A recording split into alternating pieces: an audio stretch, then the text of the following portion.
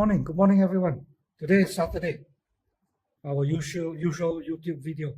For those of you who are in KL, well, you know that there's a rally in KL, and for those of you who are staying at home, it's a good time to watch our latest YouTube video. It's a very interesting topic, very timely, in view of Australia's Prime Minister's recent visit to China. So Australia's choice: prosperity to their homes or mothball nuclear submarines. The Western media describe Australia-China ties as economic, while that of Australia-US as security. Should Australia re-examine this key assumption?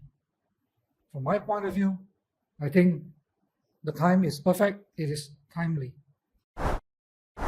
Scott Morrison, Australia's ex-Prime Minister, urges deeper US-Australia ties to counter rising military action.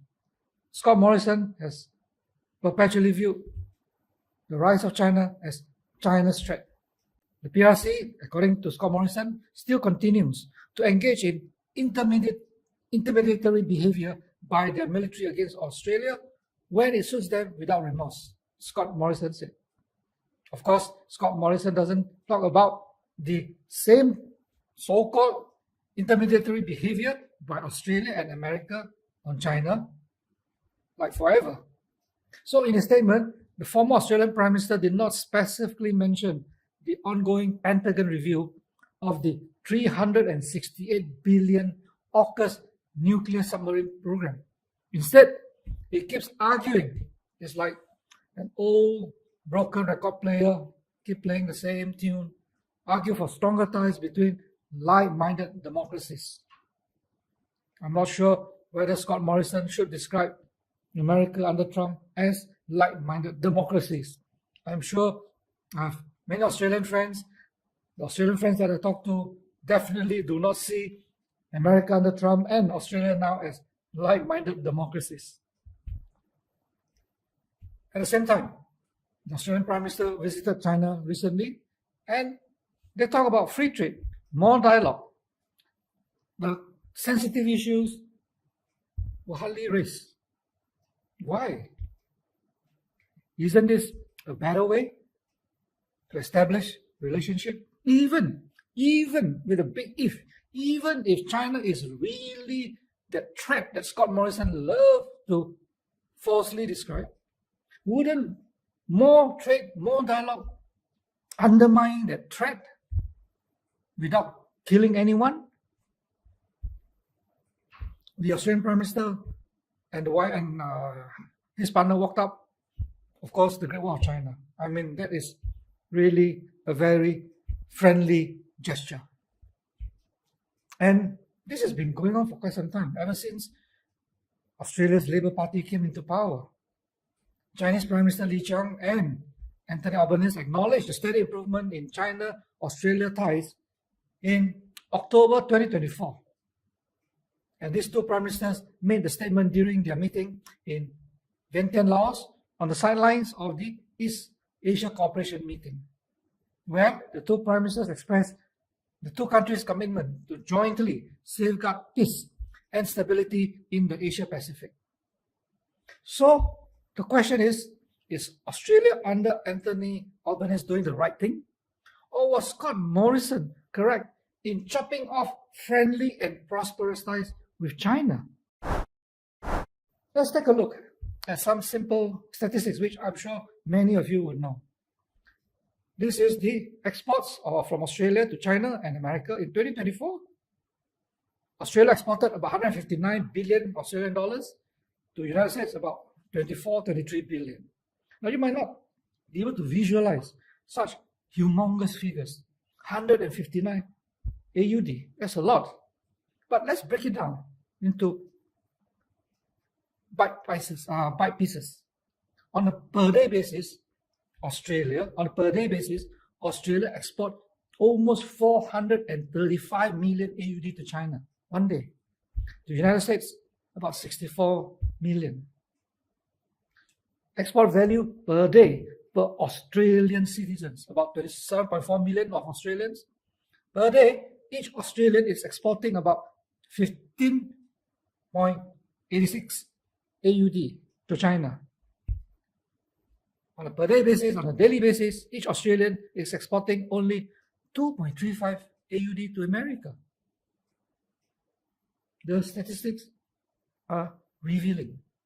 Of course, China's share of Australia's total exports has been very dominant for a long time.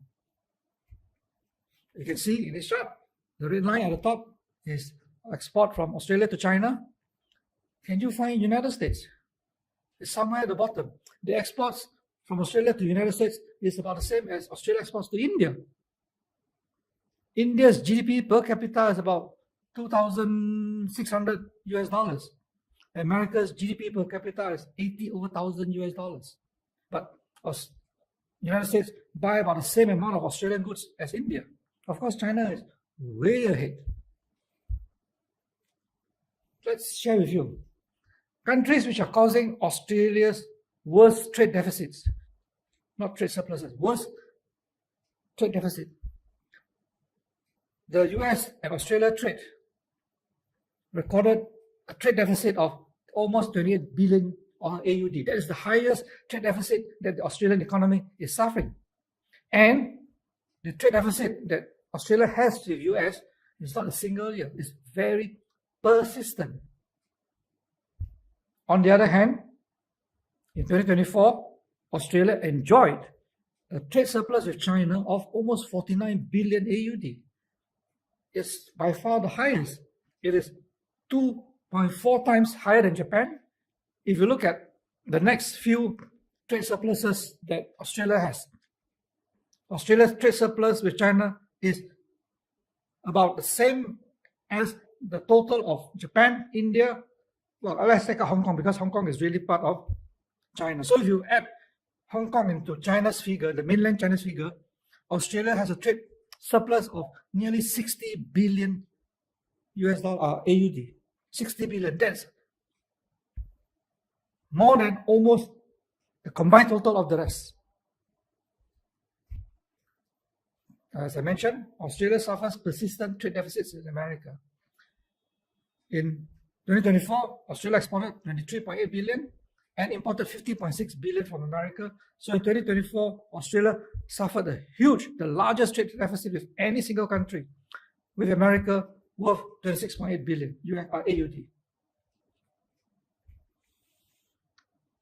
I don't want to repeat this. You can see the figures for yourself. The trade between Australia and China is lopsided in favor of Australia.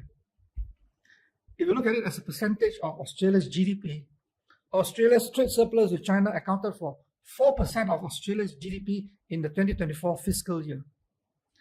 The growth in the trade surplus of Australia with China also accounted for 10% of the growth in Australia's GDP from 2023-2024, from the last financial year. If the trade surplus with China was to shrink or even fail to grow due to tariffs imposed by Donald Trump, it would have a significant negative impact on Australia's economy. China attracts Australia. Really?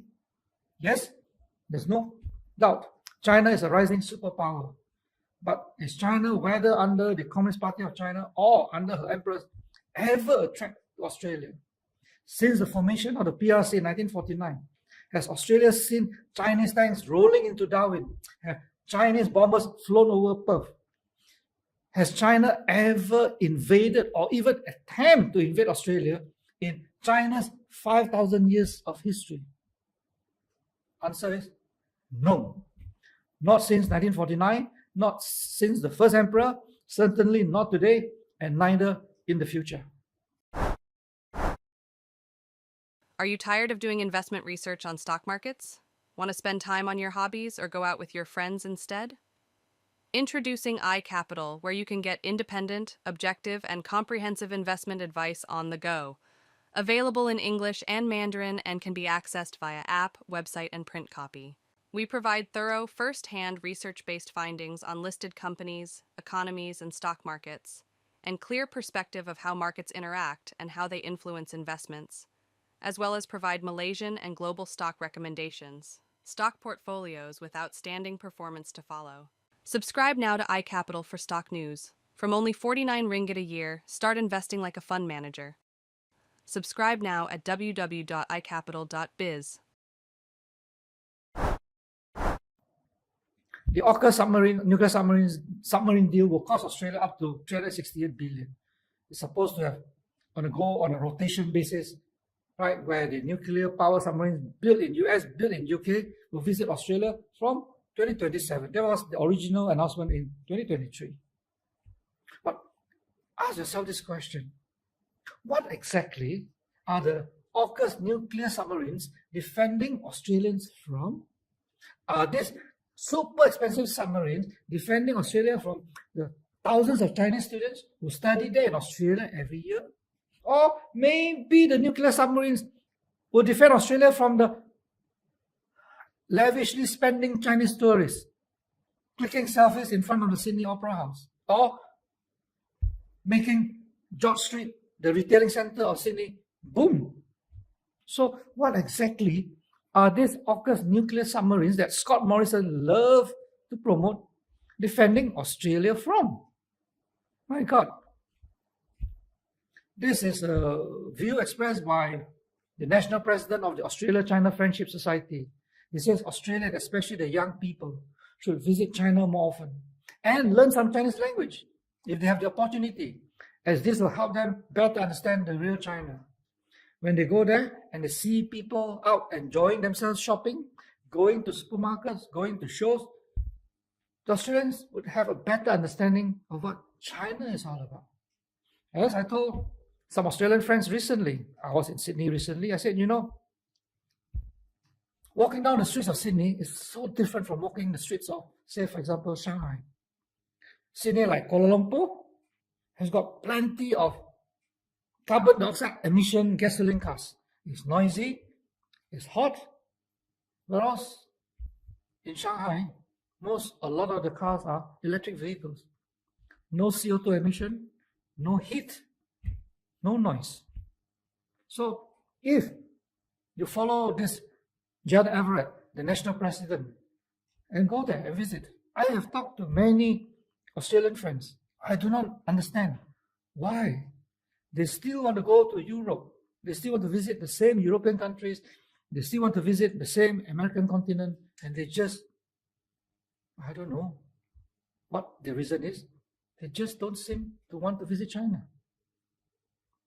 This attitude runs from the younger people, the learned academicians, to senior corporate people. People say, seeing is believing. I hope the Australian people, especially the young ones, will visit China more often. There's a YouTube vlog by the name of Blondie in China, Blondie. She's a young Australian lady who has been in China for maybe 12 years, and she speaks fluent Chinese. And she goes to all over China eating, tasting all kinds of Chinese food, whether it's in Harbin, Xinjiang, or Shanghai, or Guangzhou, or Guangxi. She is really the type of attitude that the young Australians should have. And best is, she actually will take her parents, father and mother, to do the same with her. And they go to China often. And both the father and mother, they said, I haven't heard the father and mother say that they don't like the taste of Chinese food ever. Okay, quick history of Chinese migration to Australia.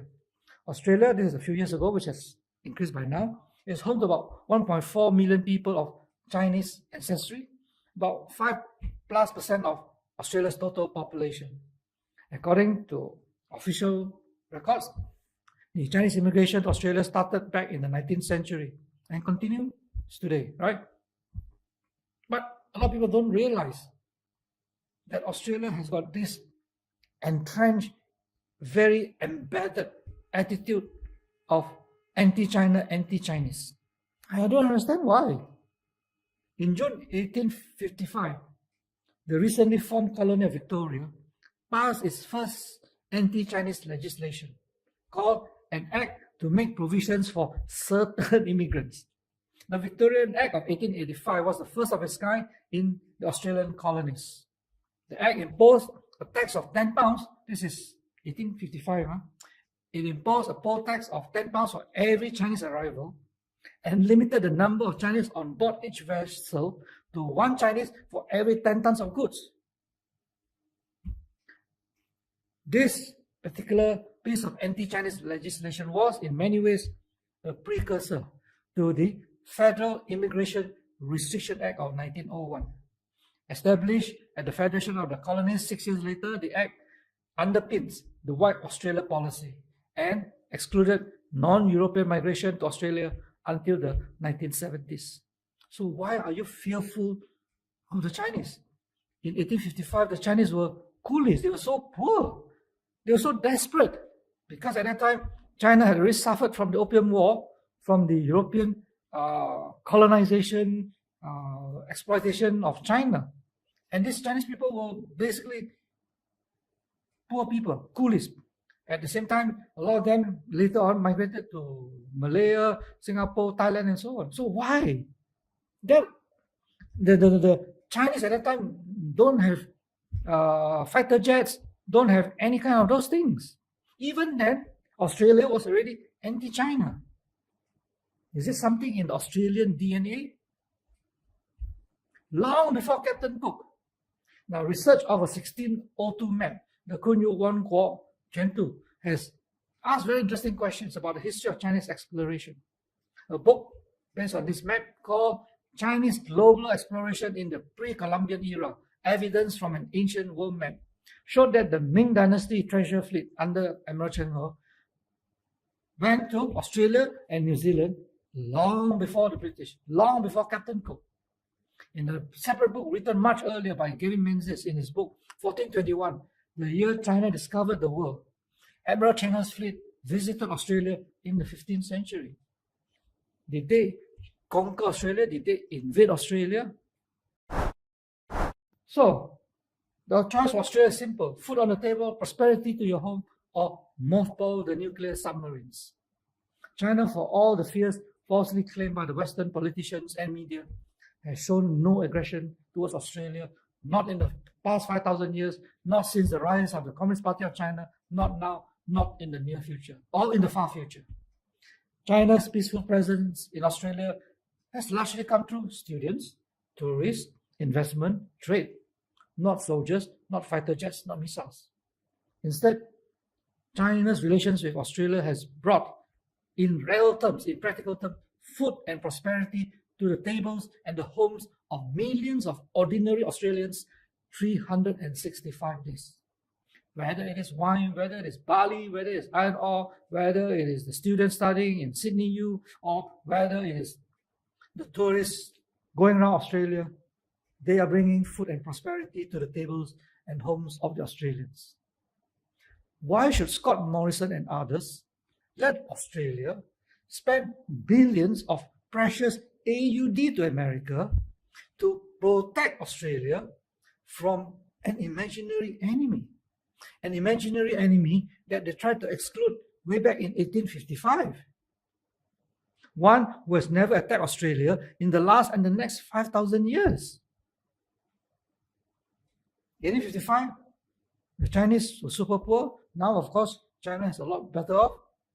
But in both era, Australia treated the Chinese, I don't know what. At that time, maybe in 1855, treated them as scumbag.